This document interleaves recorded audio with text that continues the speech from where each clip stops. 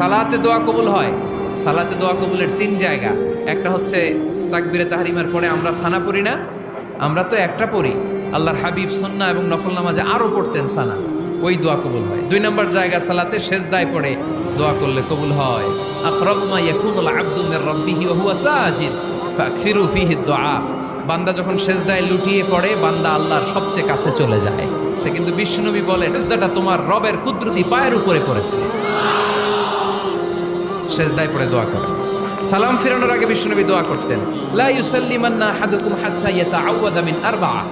আল্লাহর হাবিব বললেন, 4 জিনিস থেকে পানাহ না আছে আমার কোন উম্মত যেন সালাম না ফিরায়। তারা যেন পড়ে, আল্লাহুম্মা ইন্নী আউযু বিকা মিন আযাবিল কবর, আউযু বিকা মিন আযাবি জাহান্নাম, আউযু বিকা মিন ফিতনাতিল মাহইয়া ওয়াল মামাত, আউযু বিকা মিন ফিতনাতিল মাসিহিদ দাজ্জাল।